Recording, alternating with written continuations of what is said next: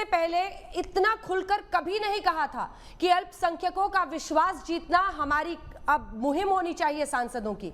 उन्होंने ये भी कहा कि अभी तक जितनी भी पार्टियां रही हैं उन्होंने अल्पसंख्यकों को छला है, उस छल में हम छेद करेंगे। इतना डायरेक्ट बोल रहे हैं, लेकिन आपको सूट करता है कि आप अपने वोट बैंक को ये कहें कि देखो ये भस्मासुर बन चुका है, फ्रैंकनस्टाइन बन चुका है, इससे डर के रहो।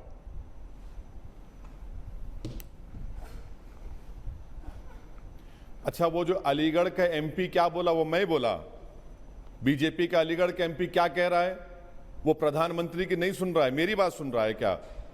बताइए आप, क्या आपने राम माधव का आर्टिकल नहीं पढ़ा इंडियन एक्सप्रेस में?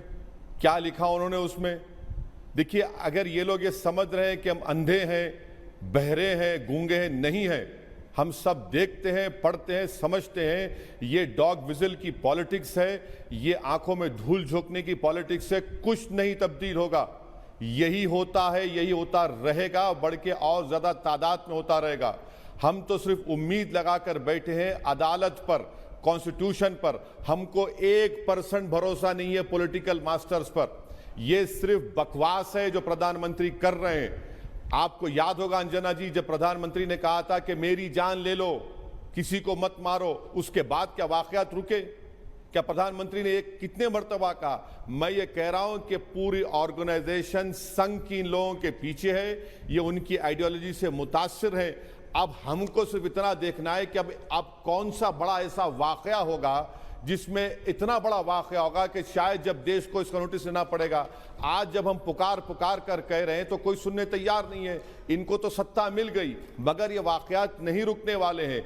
फिर कल एक 3-4 दिन के बाद प्रधानमंत्री की मन की बात होगी और उस रेडियो के ब्रॉडकास्ट में फिर कहेंगे कि देखो ऐसा नहीं होना चाहिए। तो हम आदत पड़ चुके हैं जी, दिल्ली में ध्रुव त्यागी की हत्या, ठीक है, एक सेकंड, चूंकि आप ऐसी घटनाओं की बात कर रहे हैं सर, ऐसी घटनाओं की बात कर रहे हैं। दिल्ली में ध्रुव त्यागी की हत्या इसलिए हुई क्योंकि कुछ मुस्लिम युवकों ने उनकी बेटी के साथ छेड़छाड़ की और वो उसको रोकने की कोशिश कर रहे थे। तब आपने किस पर हाथ रखा? एक तरफ ऐसी घटनाएं होती हैं, तब आप उसको कुछ लोगों का उन्माद ना बताकर सीधे सरकार के गले पर डालते हैं। अब बताइए, ध्रुव त्यागी की अगर हत्या होती है तो उसकी जवाबदेही क्या आप जैसे लोगों की होनी चाहिए, जो खुलकर हिंदू और मुस्लिमों में दरार पैदा करते हैं ऐसी बातें करके, जो आप भी अपने भाषणों में, कैंपेन ट्रेल मैंने आपका किया ओवैसी साहब, आप भी बार बार कहते थे इंशाअल्लाह ये मोदी जाएगा। आप भगवान का नाम, आप अपने खुदा का नाम ले सकते हैं, तो फिर ये पार्टी क्यों पीछे रहे? क्योंकि इनको भी लगता है कि इसी के जरिए हम अपने हिंदू वोटर्स को पोलराइज करेंगे। 2 सवाल आपसे पूछा है, ध्रुव त्यागी की अगर हत्या होती है तो उसकी जवाबदेही किसकी बनती है? और दूसरा कि यही आप भी उसी एजेंडा को फॉलो करते हैं। ये सेक्युलर शब्द अब हिंदुस्तान के संविधान में, कम से कम राजनीति में तो नहीं रह गया, संविधान में लिखा हुआ एक शब्द जरूर होगा।